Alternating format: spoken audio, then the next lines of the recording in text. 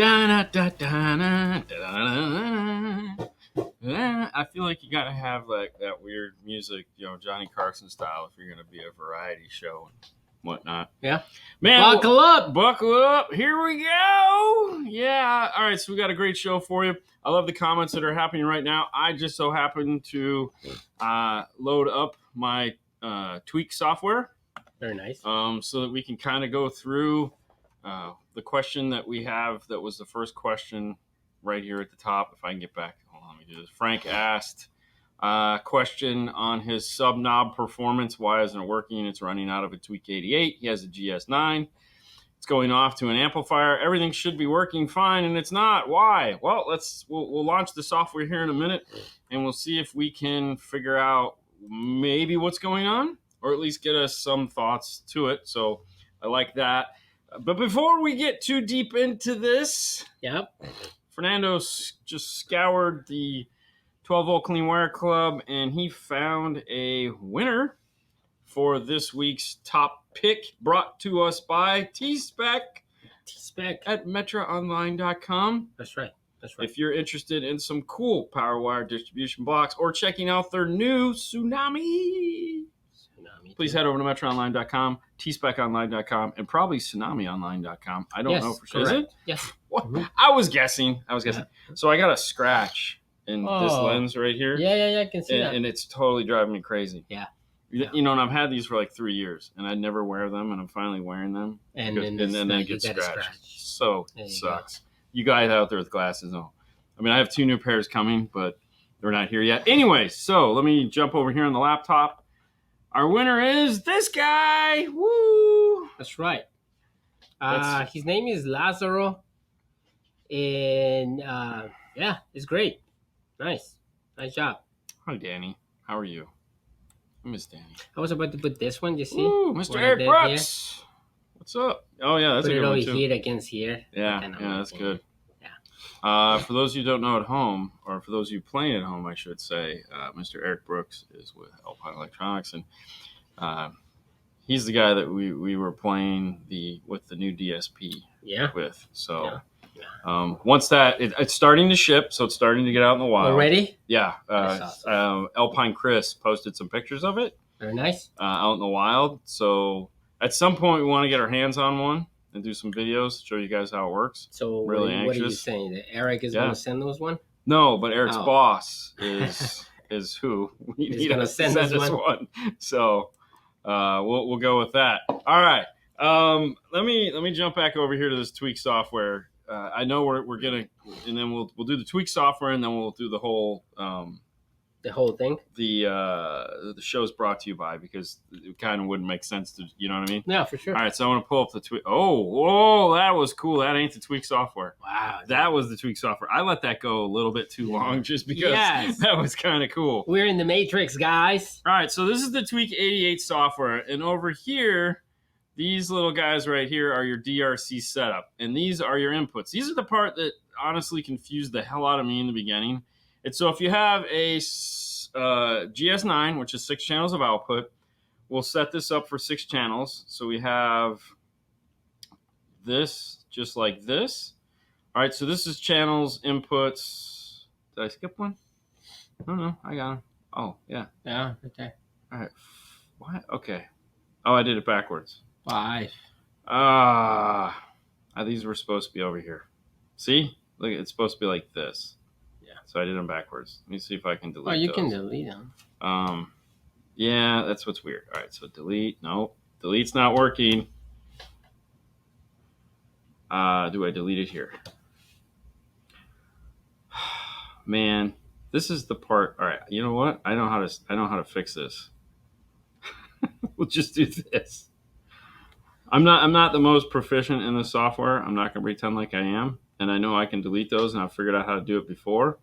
But today ain't the day, because I got it. All right, so we'll come over here, and we want to go to 1, 2, 3, 4, 5, 6. There we go. Now, over here is how we're going to team these up. And 5 and 6 are our subs. So we want those to be 7 or G and H. And then 1 and 2, 3 and 4. All right, so that's front, rear, and sub. Now, the way the DRC is set up is this first check is the inside knob, which is going to be our main volume control, which is how you said you had it. And then over here, when you check these two, those should be the outside volume control. And that's it. Like if you've done that and it's not working, I would either check the cable or the knob itself, because that's as hard as it gets. The other thing is to make sure you're using the right outputs. In this case, we set up G and H to be those. So if I accidentally plugged it into E and F, then it's not going to work. So it's not working. So there you go, Frank. What about this one? Make sure like this one's over here. Those are master. These are the main volume controls. So yeah. as you're turning those up and down, yeah, but those are active though. So as you're turning those up and down actively, those will go up and down. So the only other thing you can do is if like you click on it, you can decide whether you want fader, zone 1, zone 2. But in this case, you're going to do, that kind of thing. All right. So hopefully that helps just a little bit. Let's zoom back over to here. But that's all I know. That's all I got. Don't save. Okay. You going through the topics and finding stuff. Mm-hmm. All right. So let me just go through. What's up, El Fernandez? What's up, buddy? Christian. Why? Greetings, gentlemen. Hope you were doing well. How are you doing today? Oh, wonderful. Are you doing well? Yeah. Got a vacuum. I have a vacuum. Yeah. That's great. So for those of you guys that follow me on Facebook, first off, thank you for doing that. Secondly, Okay. I don't know. For those of you guys that caught or watched Fast and Furious this weekend, and don't realize the sarcasm that I have in my voice. Oh, that's for sure, man. Fast and Furious 10. The movie sucked, guys. The movie sucked. I mean, don't get me wrong. I laughed through the whole movie. I could appreciate watching it, and I was thankful I only spent $25 to watch it because we got it on, all of us, so there's 3 of us watching it, so that was a discount in my world. I would be like, refund. And I stopped by Publix and bought the movie theater popcorn that they make. So that was like $2, big bag of popcorn. So I had a wonderful time. So for $27, and we paused it like twice. So we could all go to the bathroom. When you rent it at home. And I had to answer some questions because there's like way too many people in the movie now. And the girls were like, I don't remember these people. Mm-hmm. And I was like, dude. And then I won't give any of this stuff away. For those of you that haven't seen it, I would still watch it. The first 9 sucked. The what? The first 9 sucked. You were expecting something different? No, it wasn't.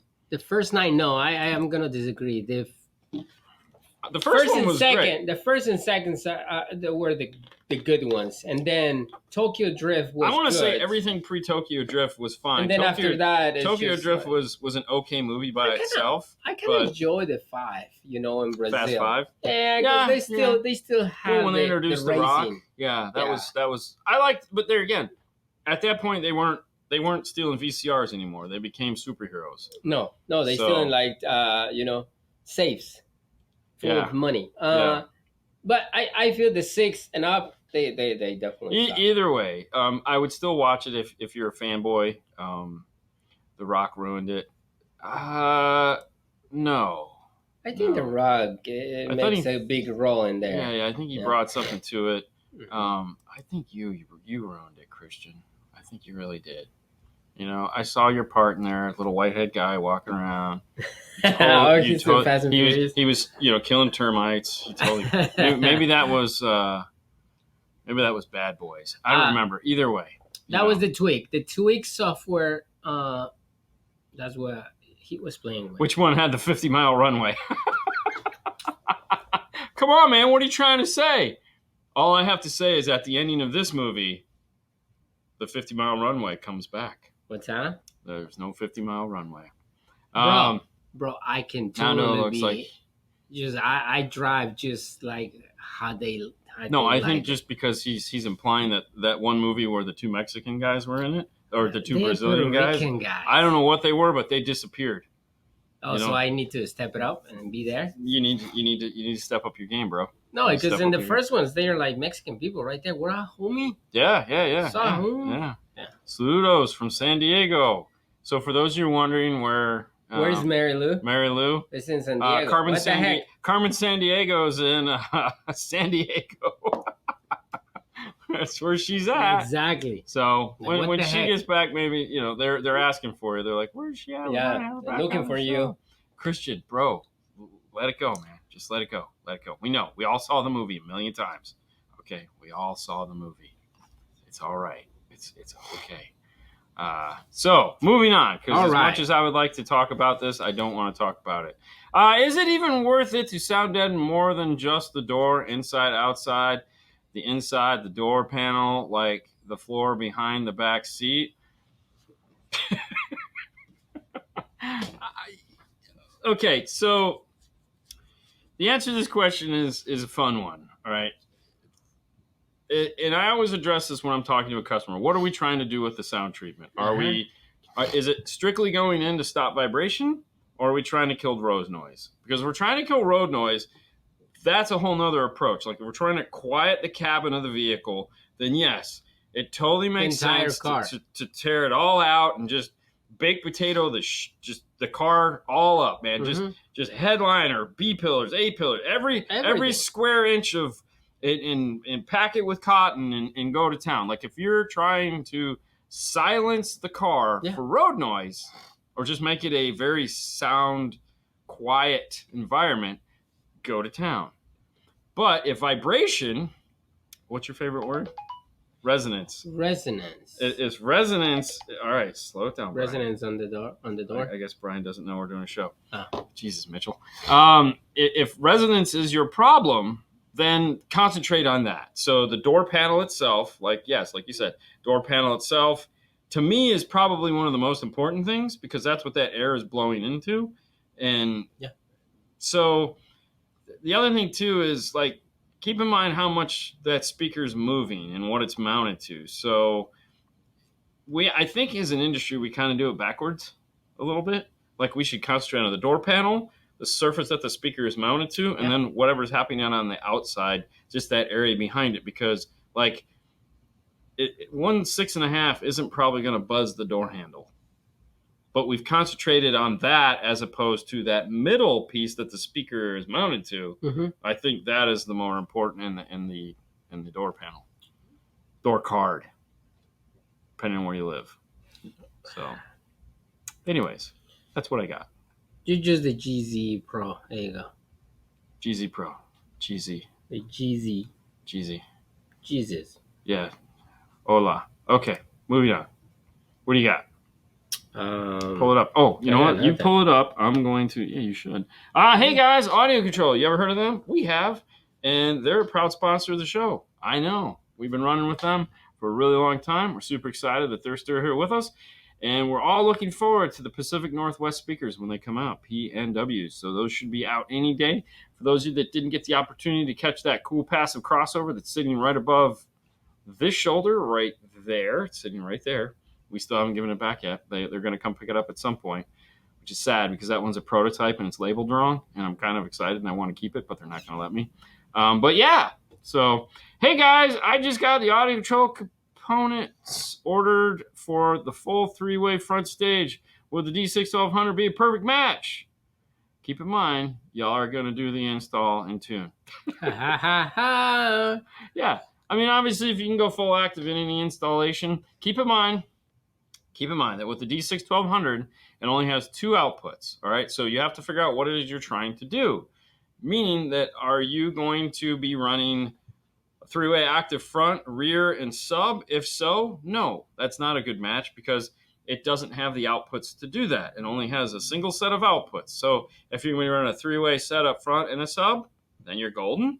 But that's something to keep in mind. That's why you have the DM810, which is 10 channels. So in which case you'd want the LC6-1200 to run the 3, and then maybe a D4.800 to run a sub and rear speakers, or ACM 2.300 to run the rear, and an LC 1.800 to run the sub. So there's a slew of combinations in which you can do that, but you have to keep in mind what it is you're going to do after the LC because it only has a single set of RC outputs. Yeah. I got Danny's. What's up, Danny? Danny from Michigan. Dean, be careful drinking water and reading comments. We don't want to call 911. Oh, like yeah, exactly. Well, I mean, I started choking just because I have this wonderful cough that just won't go away. How'd you get them orders? Site says notify for PMW components when available. Dude, Christian, what are you worried about, man? What are you worried about? You want them? Call Paul. Why can't I change out the factory head unit in a 2010 Lincoln MKS? You can. Well, I think if memory serves, which probably doesn't, is that one needs a special dash kit. So Fernando's gonna and make you laugh. Yeah, he's gonna look it up. What do you got? So it's just a regular. Yeah, so regular Ford. Right, but I think so. There's some notes. You're gonna need a wire antenna. That's all it's saying? That's it. Yeah. You know. So I know on some of the like Fernando's pulled up the Metro page here. So this is what we got, which is just the standard kit. However, I thought that one was the one that had the little. Remember that you had to go by the navigation front bezel because the non-navigation. I put MKX. Oh, my bad. See? My bad. It's MKS. MKS. I'm sorry. What the heck, man? Dude, you got one. You should fire me. Seriously. Why? I don't want to put in backup cameras. Damn it. It's way too much work for me. Oh, yeah. See, there you go. There you go. No, you're right. Yeah, nothing. Don't make See, nothing. Look at Fernando sucks. Look at that. I know, man. Look how sucky he is. Man. It's ridiculous. That was bad. Are you trying to see? I want to see MFT1. Yes. Does it have a screen in the dash? All right, Fernando's going to do some back end side on that, and we'll come back to that. All right. 2018 Mustang Premium Sound with Audio Control LC2i and the RF 750. Nothing? No. Okay. Does it just say it works with the? They have no dash kit? They don't have the dash kit, no. So you got to make your own dash kit, but the RR will work? Yeah, so nothing. I don't know. Guess we'd have to pull up the picture. All right. 2018 Premium Sound with Audio Control LC2i, Rockford Fosgate 750.1, P210 sealed. Is there a tuning I can do to the factory to take out ANC? No, you have to just remove the ANC mics. No, there's no tune because ANC is automatic noise canceling. That's what it actually stands for. But Ford doesn't use it for that. Ford uses it for fake noise. So they have fake engine noise, but they don't call it FEN because no one knows what that is. So for some reason, the name ANC, which they probably came up with a cool acronym for theirs, I don't know what it is. But no, you can't. That's not something that can just be tuned out. It has to be something that is programmed out. Yeah, because that one probably doesn't have microphones either. That's probably a tune. So if it's a Ford and it has ANC, you have a couple options. One is to go and buy ForScan, which is the cool Russian software that allows you to program your car and get a ForScan reader, which is like $35-$40 on Amazon. And then you can, type in, there's plenty of YouTube videos which tell you what numbers to change. Second would be to just go back to Ford, and if you know anybody there, and say, "Hey, I need you to turn off the fake engine noise." Hook me up, Although bro. I don't even realize the Mustang had it. I didn't think it did, but I wouldn't be surprised. Some probably do. Third would be it's 2018. Just pull the factory amp out and put some real amplifiers in it, and get the DSR1 integration, or use the iData MFT1 kit. Which will allow you, if it's the 8-inch screen, it'll allow you to put a new radio in. And if it's not the 8-inch screen, I don't even think we'd be having this conversation, but they also have an option for that now too. If you got the little 3-inch screen, you put an 8-inch or 10-inch screen in it with the new Mustang kit, which is the MUS2, but a new radio. Let's be honest, 2018 is getting kind of old. It's got that 8-inch screen in it, MFT1 kit, put a nice short chassis, 908, 958 in there. Probably even do the new Sony 9000, get wireless CarPlay, wireless Android Auto. You retain that whole front panel so your knobs all still work and do all kinds of sexy stuff. We've been doing a lot of those lately. Have you noticed we've been doing a lot of those lately? Yeah. Yeah, a lot of MFT1 kits. 2016, 17 is usually my cutoff point, but in a Mustang, I would make an exception because it's a Mustang. Yeah. So. All right. Are you ready? Here we go. Hello. I just got an aftermarket system done in my 2016 Ram 1500. The installation looks great, but I'm getting engine noise through the door speakers, and it's driving me crazy. It would drive me crazy too. Yeah. There's so many things that could be wrong that is causing that. Yeah. If it's just coming through the driver's doors, which is pretty weird, might be a gain issue. Might have the gain turned up too high. Maybe the amp is too small, the gain is too high. Mm-hmm. When I'm assuming I don't know what kind of radio you have in there, so there's that to consider. But if it's like a factory radio and you're getting engine noise, really that's usually just a gain issue. Sometimes it's just it can be an equipment issue.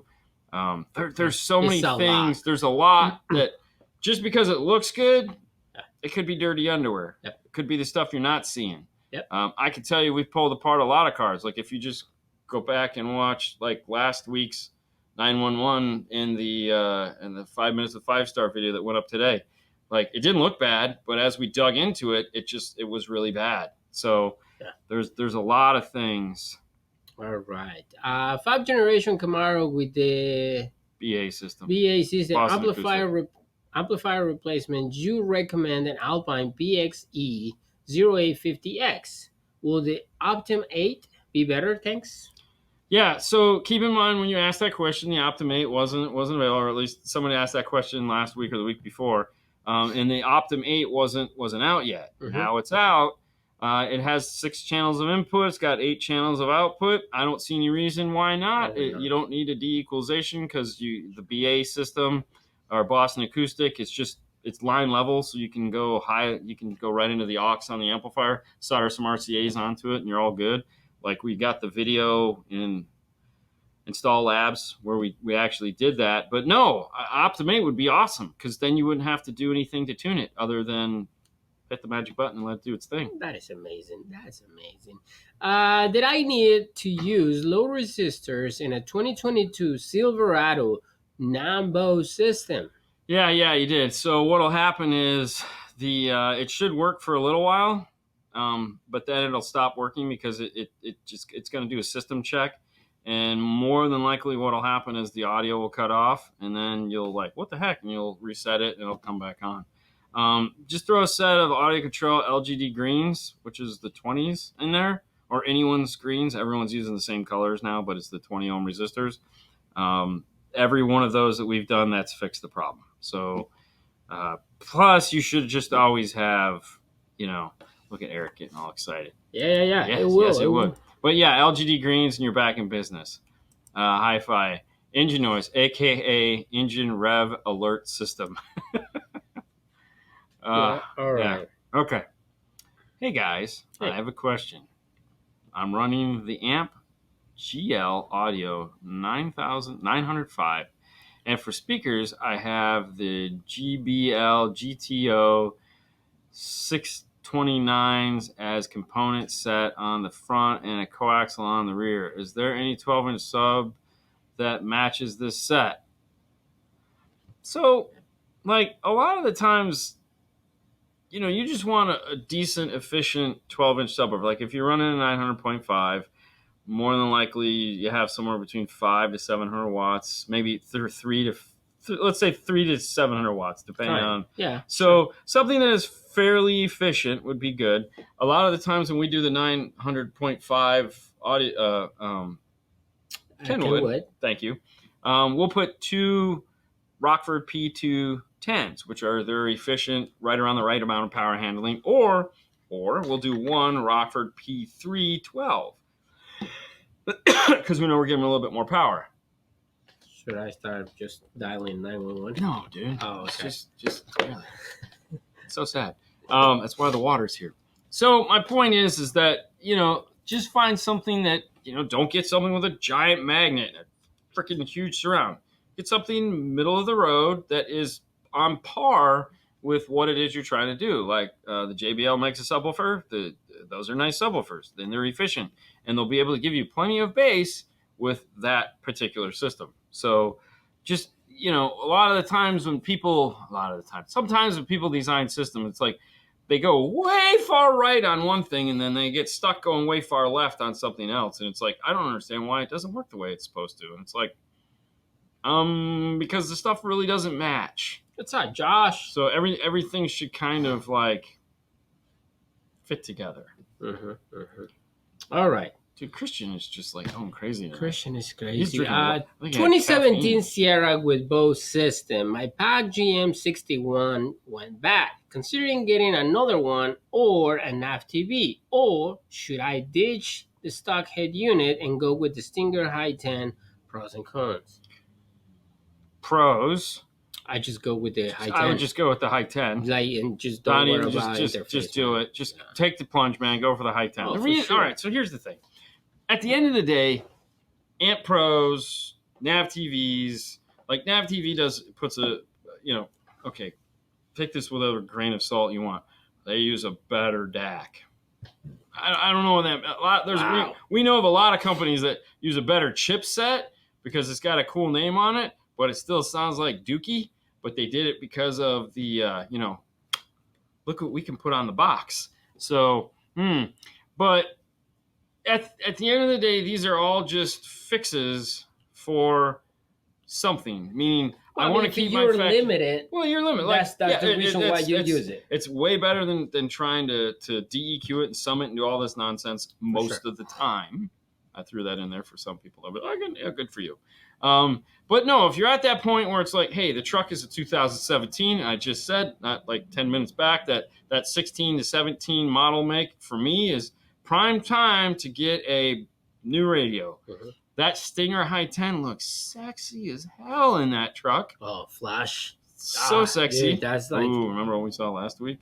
Yeah, it's a whole other story. If I had a truck and I have a new truck, I would I'd change it for 10. that. So there is no cons. There are no cons. The pros way outweigh the cons. Yeah, so is it some more work that you're going to have to do?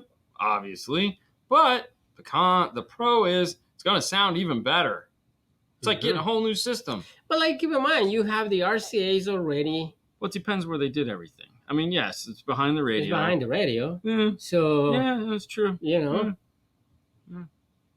It's a plug and play, buddy. No, it's not. Oh gosh, yeah. Burr Brown, son, put some respect on its name. Yeah, yuck. Okay. Whew. 22. A lot of people have 22 CRVs. Tap out, audio out behind head unit for audio control D5 1300 using their high level inputs or external line converters. All right, so any audio control amplifier, pick one.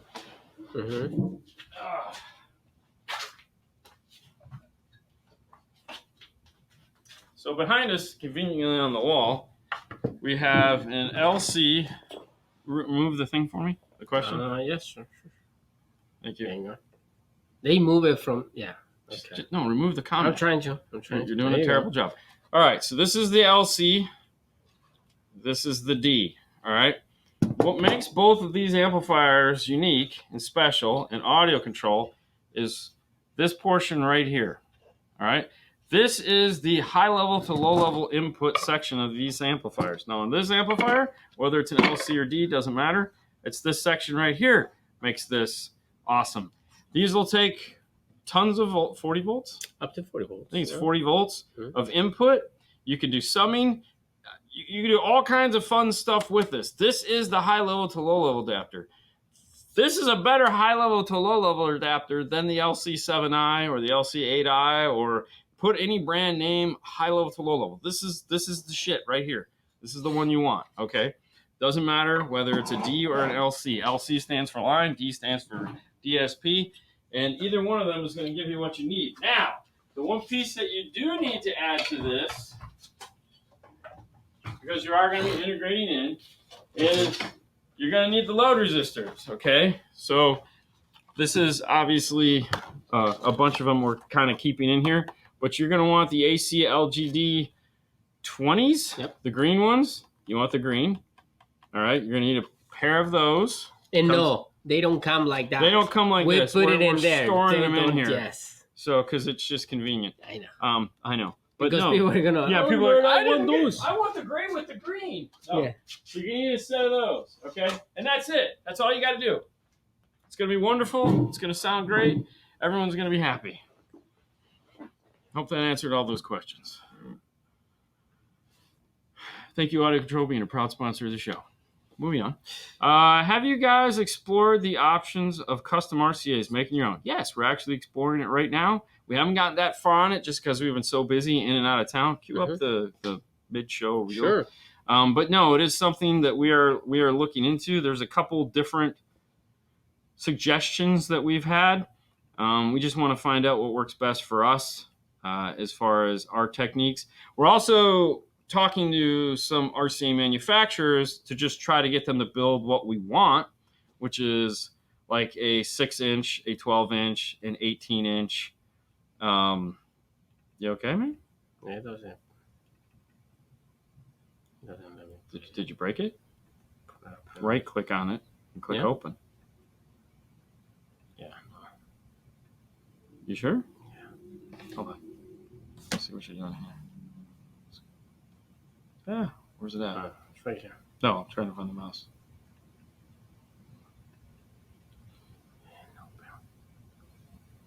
Or just open it? Or just open? No, open. Open. Just open? Yeah. There you go. So, sorry.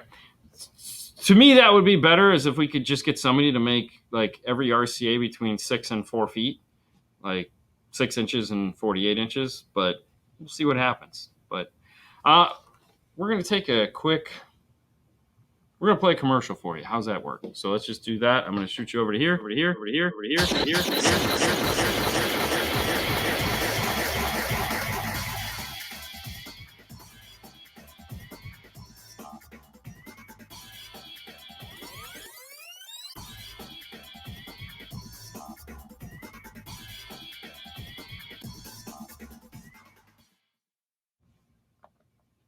And thank you, Dina Tuljor, for your proud sponsor of the show. What are the normal passive crossover points for 6.5-inch components, specifically JBL Club 602Cs? They only give a 5.5 kilohertz crossover point on the spec sheet, which is most likely the tweeter filter. Okay, so if that's the tweeter filter, they've actually given you the only point that you really need. So 5.5 or 5500 is the bottom crossover point for the tweeter, which means that's going to be the top crossover point for the mid-range. Because remember, the crossover is X power, baby, X power. So wherever the tweeter is going to roll off is where the mid-range, where the tweeter rolls off is where the mid-range has to pick up and keep going. Now the bottom for the mid-range is usually the variable point, meaning what do I want it to do, and why they probably don't give you one is because if you're not running a subwoofer, obviously you're going to probably let it play down way too low, but if you are playing a subwoofer, then you okay? You just kick me out. And we have an echo. Oh, yeah, that's because that's on. That's fine. Echo's over. Okay. It's all good. Yeah, sorry about the echo. Echo fixed. I know. All right, so anyways, your tweeter's going to cross over at 5.5. Your mid-range is going to, all right, we won't do that again. Your mid-range is going to start up at 5.5 and then end more than likely if you have a subwoofer at 80. That's a good place to stop it. So that's all we got. And there is no like, hey, these are the best crossover. How that is how do they come up with that? It has to do with the FS of the tweeter. And that number, depending on how that manufacturer wants you to run that, they're either going to multiply it by 2, or they're going to multiply it by 3, or they're going to multiply it by 4. So if the FS of the tweeter was, let's say, 1.6, then a good point would be 3.2. However, some manufacturers will say, we don't want you to do that, man. Are you crazy? You're going to blow our tweeters. So they might put you up at 5,000. So, yeah, it can be a lot of fun. I don't know if you answered that one. I probably didn't. Susan chat. What's up, yeah, Sue? Yeah. The wifey. 2017 F-150 with the Sony system. I need a 5-channel amp with the Amp Pro AP. How's this 2017? AP-FD21. Yep. Can I use the APH-FD01 to connect new amps to new door speakers without having to run new wires to the doors and the tweeters? I'm guessing that's the T-harness. I gotta be honest, man. It's 2017. I'm putting a new radio in this car. Yeah. It seems to be like, if it's 2017, put the new radio in the car. I get it. You want to keep it. It's 2017. You might have done the upgrade. A lot of people did the upgrade. Like, they went and bought that $800 box to make their Ford newer. Like, I don't understand that, but I get it. I don't. You pull up the harness? I'm trying to. Yeah, that's the harness.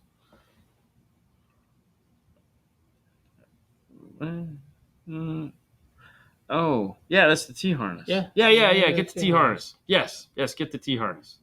Yeah, FD01. Yeah, you're right. Do that. However, still thinking about getting a new radio with the iData dash kit, MFT1. MFT1? Oh, for sure. Yeah, But there again, I understand. I get it. All right, hold on. Do something. All right, so hang on. Run around with scissors. Do I have to kill somebody? I mean, you got to shoot him in the leg. Okay. You can only shoot him in the leg. I'm happy now.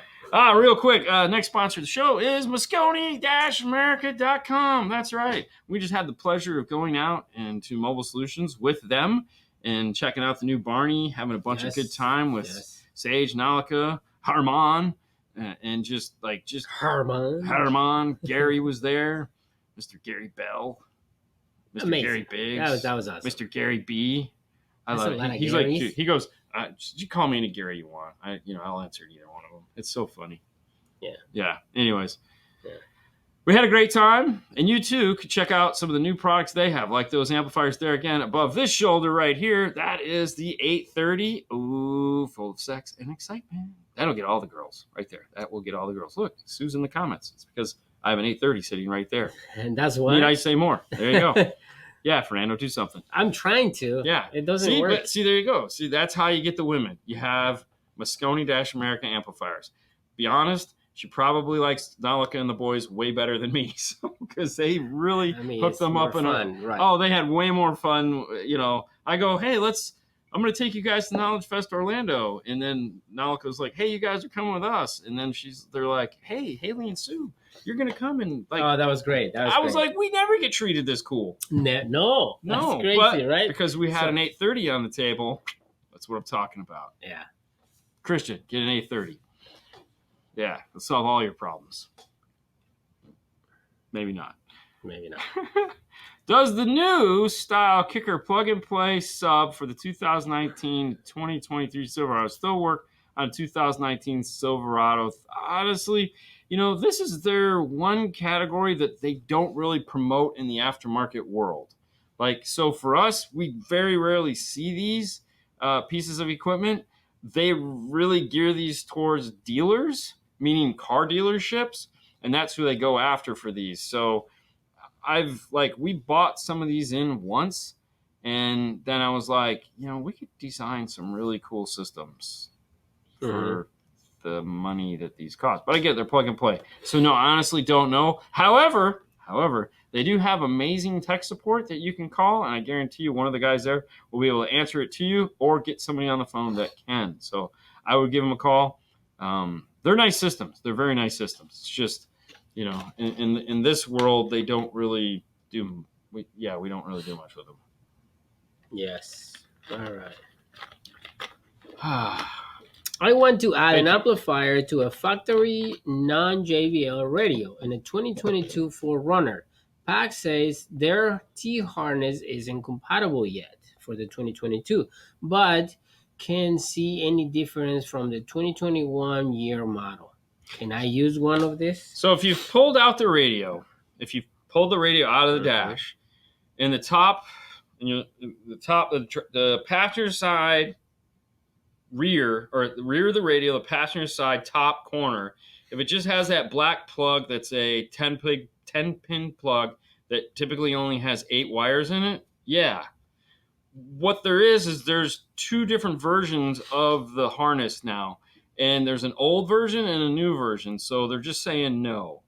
But if you've But they haven't validated. no, right? because they don't know what the differences are. It's yeah. Anyways, but no, if it has that, because the speaker plug is all by itself. A lot of it comes down to the other part of the plug where you have power, ground, and all that fun stuff, which we never use anyways. We're just going to use the back, that one plug in the back there. So if it has that black 10-pin plug, that's your speaker wires. Go to town. Go to town. Go to town. Oh my God. But yeah, you have to pull it out. Karen claims it doesn't work with Bose. I think that is for ease of install for non-common folks. I've got 5 amps in a DSP, so it shouldn't apply to me. Just using optical out. But thoughts? So like I said, even with the Amp Pro for that car, that is the Bose interface, it doesn't. That one's different. Like there again, there's different harnesses now for the Toyotas. But if it's a non-Bose and it just has the 10-pin plug on the passenger side top corner, that's your speaker level output. Go off to your DSP and everything will be fine. However, don't forget to put some LGD greens in there, the 20 ohm resistors. You're going to need them. You're going to need them. 2017 Sierra with Bose. What's that? This is 2017 Sierra with Bose. That was the first question that he had. Stinger claims that doesn't work with Bose. Oh, it won't, because they don't make anything that works. 17 with Bose? This is 2017. That should be the GM61. Yes. I'm so confused. I'm just answering the questions. Oh, this was a different question than the Toyota? Yes, different question. This one is the 2017 you gotta tell Toyota. Me that stuff. That's what I'm telling you. Well, you said. Are you saying Toyota or GM? No, you said Sierra. Sierra's a GM. Yes, that's a pickup truck. Yeah, but you said Toyota. No, I didn't say You're confusing the hell out of me, bro. No, Let's just go to the next question. Pay attention, bro. I don't know where you're going with this. All right, so let's go here. Thank you. Hi. Hey. I have 4 Morel MXR 300.4 crossovers. Can I use them to run my Infinity Kappas? No. Mid-range Infinity Cap? No. On each crossover and connect it to an LC4? No. No. Then no. What the heck? The answer is no. Here's the thing. The reason why I say no is because without knowing what your Kappa speakers need for crossover points, no. They're not designed for those. Now, you can go to Morel Hi-Fi or morelhifi.com and you can look up that crossover, because they will tell you the crossover points for it. If those jive with the Kappa speakers, meaning the Kappa will work with those, yes, you can do it. A cap is a cap is a cap, and a coil is a coil is a coil. However, without knowing if your speaker's frequency crossover points are right, the answer would be no. You wouldn't do it. So you'd have to do a little bit more homework, get the crossover points, and then find out if those will work for your Kappas. But my guess is no, probably not. No. Hold on. Unless right here where it says it's the exact crossover point as the Morel. Then yes, then they will work. So that's what we're talking about. So as long as you know that the crossover points of the Morel crossovers will work with your Kappas, then there's no reason why you can't use them. Just, take some white out and put it over the Morel and take a Sharpie and put Infinity. So, yeah, they're the same frequencies. Then you're good. That's all that matters. That's all you got to do. Because they don't do anything else to the crossovers. It's just a cap and a coil. Sometimes just a cap. Yes, Christian. Might be too high for that tweeter. I don't know. He says they're the same. I'm going to go with him. I'm not getting involved. Hi, guys. Oh, hey, did you guys find out anything about my Lincoln? And if so, what would you recommend? We searched the interwebs, as you've probably done, and the only thing we found was that iData's harness will work with the car, but they don't list a kit or anything else for it. So I'm thinking there's just something wrong with the way that car looks, and there's just no way to put something in there, which is kind of weird, but I get it. Yeah, kind of sucks. Do you guys usually add capacitors, base blockers on your component tweeters as a safeguard? God, no. No. It's a bug. Wow, that's crazy. Anyways, no, not at all. And it's funny, too, because, like, think of how much grief people give people when they're talking about running passive crossovers. And then the first thing, not you, just saying in general, when people go, do you put caps on those? No, I don't put caps on those. That's what the crossover and the DSP is for. I'm going active. The whole reason I'm going active is so I don't have to deal with that stuff. Correct. Now, I get it. Some people will do that, and they'll try to put it outside the crossover point. So it's like it's there as a stopgap. My thought is this. If you want to do that, I'm not shaming you. By all means, please do it. Case in point, we had a guy that drove up here to have us tune his Camaro. Was it Camaro or Mustang? I don't know. It was a Camaro. Camaro. And, dude, he had all the channels wrong. Like, his mid-range was playing tweeter. His tweeter was playing passenger rear speaker. And so everything was wrong. And if he hadn't put the bass blockers on his speakers, he would have just had a bunch of blown speakers. So in his case, because he didn't have it right, it saved the day. And I was like, well, save a lot of money. There might actually be a reason for doing this. But no, we don't do it because they're, again, best practices in our world. No. I'm not saying we can't get it wrong, but we check everything. And part of our check when we're done with the install of verifying everything is making sure that each channel is correctly done, because we'll go through the DSP and we'll turn each speaker on one at a time and make sure that they're all doing what they're supposed to do. We'll check our DSP points.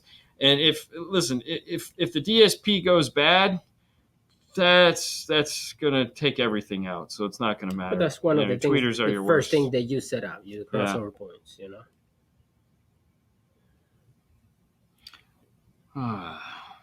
What happened? Oh no, they're just going crazy, phase and roll off and stuff like that. Hey guys, I'm running the Alpine PDX V9, Alpine 6.5 components for the front and matching coaxials in the rear doors.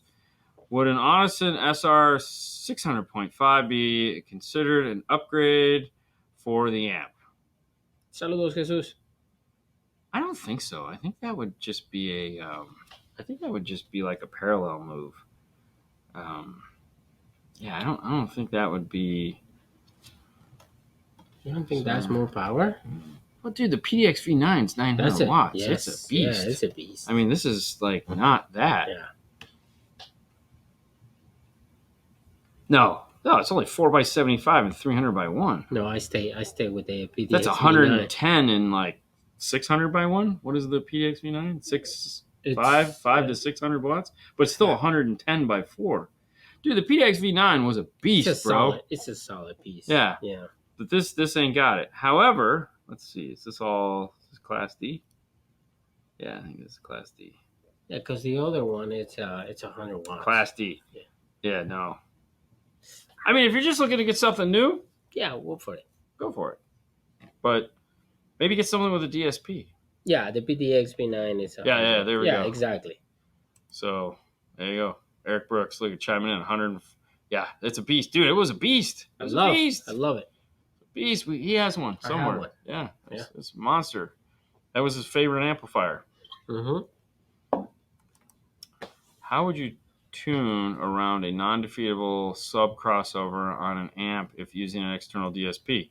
I would just turn the crossover on the sub amp up as high as I could. All the way up. So, for example, if it goes up to, let's say, 120, I'd put it at 120 because more than likely I'm going to be crossing it over with the DSP lower than that.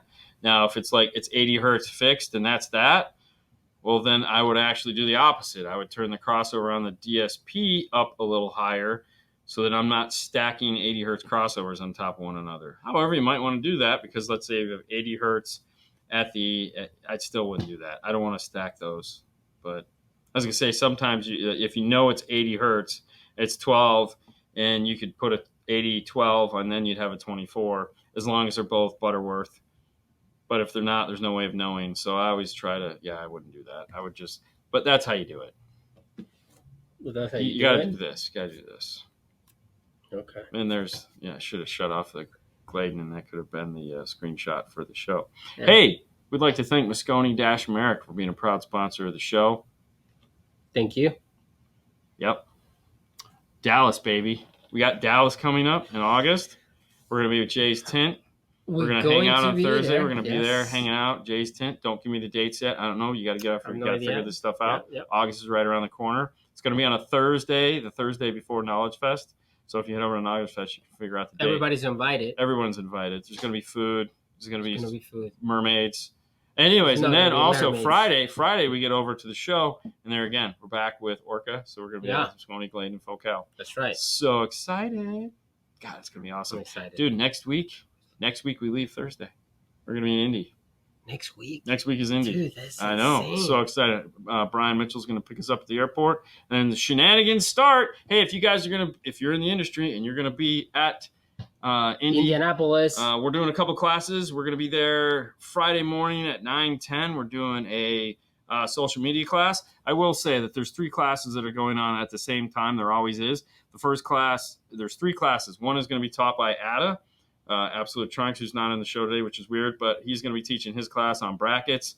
And then you have us, and then you have Dan Bauman from Titan. Who's going to be talking about how to alternative revenue sources. So it's like they took 3 of probably the best classes that are going to be there, and they have them all at the same time. Okay. Wow. But if you're interested in clean wire, you can head over on Saturday morning or Saturday and Sunday. The show floor is going to be open. I think 2:00. We're going to be doing our clean wire presentation class, and then Brian Mitchell is going to be doing his RTA class. Mm-hmm. And then on Sunday, if you went to one, you could. We're going to be doing the classes twice. So one on Saturday, one on Sunday. Brian's going to be doing the same thing. So if you went to one, you could switch on Saturday and Sunday. So that'll be a lot of fun. Who's Juan? Mm-hmm. Juan is the Mobile Solution guy? Yeah, Juan is Brian Schmidt's partner at Mobile Solutions. Buddy, worker, co-partner. I don't know. He's the guy that knows what the heck's going on. So in there, yes. Yeah. Oh, I totally need a haircut. But I'm not feeling it right now. But yeah, it's so long. So long. Yeah. I love it. Yeah, because it just, it's like you got the whole Fantastic Four thing going on here. Oh, that's true, man. Yeah. You should paint it. I don't need to. It doesn't naturally. Why would I want to No, paint but more. So they can, Yeah. It's okay. Okay. You got it? Yeah, that's it. Sure? You good? Yeah. Okay. Tell our big guy. Oh. Okay. If I talk to him tonight, which I probably won't. I'm hoping not to. Really? No. Was the new Fast and Furious movie any good? It Amazing. Was fantastic. Oh my gosh. Best movie ever. I can't wait to see it. You should go see it right now. Just stop what you're doing. Go over to Amazon or Apple TV. Pay the $20. And definitely. Sony XAV 900.5 or Kenwood? Ooh. Traverse. Which one? Oh, man. Big one. Now. I'm going to go with Kenwood. There you go. I'm always going to go Kenwood. Keep in mind, I'm a big Kenwood fanboy, so I'm always going to go. I own both, though. Don't get me wrong. I actually own both. So. Where are they? Both in boxes. But I own them both. That's awesome. Yeah. I like them both. I've had, yeah. Kenwood, there you go. People like Kenwood. I like the Kenwood. So, okay, to be fair, let's elaborate a little bit different. Okay, so the Kenwood is fabulous. The Sony is fabulous. If you're the kind of guy that just wants to set it up and have everything get out of your way. Sony, there you go. Sony is great for just stuff gets out of your way, all right? Meaning that it's just done, all right? Kenwood, not so much. Kenwood is like, hey, keep playing with me. There's a lot of things that the Kenwood does that invites you in. It fights you in. It makes you want to touch more buttons. So if you're a touchy guy, I was going to say tweaker, but that's just as bad. Then the Kenwood has a lot more to offer from that regards. But if you're like, no, I just want to set it up and then just enjoy it. Sony's really good at that. So both of them are fabulous. Sony's has the badass DAC. Kenwood's DAC's probably not as good as Sony's, but honestly, we don't know because neither one of them will get off their hands and really tell us, Yeah. So one says theirs is amazing. The other one says ours isn't bad either. So, yeah. But the reality is you're not going to go, I'm a touchy-feely guy. I would probably keep that to yourself. I wouldn't have put that in a public forum. that can be taken out. That can be taken out of context. We could screenshot this, put it up. This will be the. I should make this screenshot. Yeah, that's going to be the screenshot. So the show is going to be, yeah. Thank you for making it interesting. That is awesome, guys. That is awesome. Yeah. Well, that's it. Hi, guys. Where should I set my gains and crossovers before tuning the DSP, audio control DMA10, SCAR RP2000, and SCAR SKM 400.4? So what you left off is what radio. That's the most important thing. What speakers? Yeah. So the reality is crossovers are the first things you set up. Those should be custom tailored to the speakers that you're putting in. Mm-hmm. So whatever that is. So if it's a 4-channel amp, it's a 1,000 watt and a 4-channel. So my guess is you're going to be running some components, maybe a set of coaxials. 80 hertz up and down, or high pass and low pass is a real great place to start. However, if you're going to be banging 4,000 watts, which I guess you are, you might want to start at 110 and maybe 80. See where that's at, just so you don't kill your mids and highs. But select the 12 dB, or if you're going to do 80, definitely have it at 24 dB because you want the most amount of protection for lower frequencies. Let the subwoofers do the job. Now, as far as gains and stuff like that go, I've said this on this show before. I'm not a big gain guy, and especially if you're running a factory radio. We need to keep the gains low until we figure out what the input looks like. So the nice thing about a DMA10, it has an input RTA, and that plays some pink noise, and you can kind of see what the factory EQ looks like. Now, if it's an aftermarket radio, it's going to look flat. That's a whole different setup, so to speak. In that case, you can run everything at negative 10 dB, use your settings and all that other fun stuff, or run your, yeah. Have you ever had a chance to listen to Morel MPS amps at 4-channel, 5-channel? Any thoughts? Yeah, actually, one's in Haley's car right now. I have the MPS 4-channel. So yeah, it's fabulous. It's we put a 5-channel amplifier in a Mazda and Christian has it. I'm surprised he hasn't chimed in at this point. No, they sound amazing. He's a big yes. There you go. It took you long enough. Yep. There he is. Yep. Yeah, he's got him too. No, they're really nice. Honestly, the 5-channel MPS amplifier is a sleeper because it's like one of the most affordable ABD amplifiers. And what I mean by that, it's an AB 4-channel with a D monoblock attached to it, which is awesome because you get the warm and fuzzy of the AB, and you get the nice down and dirty of the Class D. For those of you that are really stuck on that kind of thing, it's very affordable and pretty awesome. Yeah. Exactly. Okay. Well, there you go. We're going to end on Fang of Truth. The show didn't disappoint. Yeah, there you go. Thank you guys so much. Thanks so much, guys. Yep. Okay, I didn't mean to click that. What was there? Hey, Eric, glad caught the show. See you, fellas. Eric, it's always a pleasure to have you. Thank you for tuning in today. Thank you all for tuning in today. It is Monday, which means, holy crap, the week just started. Damn, how disappointing is that? What? I know. It's not Saturday? It's not Saturday yet, and it's not next week. So we just all have to struggle through, which we'll do. But we got to look forward to Saturday or Friday morning. And also, I think Thursday, Hi-Fi Vega and us are back. I'm pretty sure we're back this week. I don't know. Sure? I got to check. I hope so. Man. No, he's been out of town. We've been out of town. What the heck, man? So we gave everybody a break. So I'm hoping we're back this week because I really missed doing that Thursday nights. So hopefully we're back at it, which would be great. But if we're not, Friday morning is the news, as well as Saturday night. We're doing this again. And, we're gonna, 5 minutes with 5-star on Instagram. Check them out. DNF Tool Drawer is the place you go find all the cool tools that we use. Ooh, yeah, there it is right there. I have not updated it yet, but it's in my list of things to do this week. So like we said, if you haven't dug in there for a while, maybe check back in or find some new tools. And then, of course, if you're looking for cool swag, DNF Swag is a place you can go to find all your cool swag. The Mitchell. Do you even zip tie, bro? That's one of my favorites. Yeah. That's it, guys. Thank you so much for playing along with us. You guys have a great rest of your week, and we will talk to you soon. Bye, guys. Bye.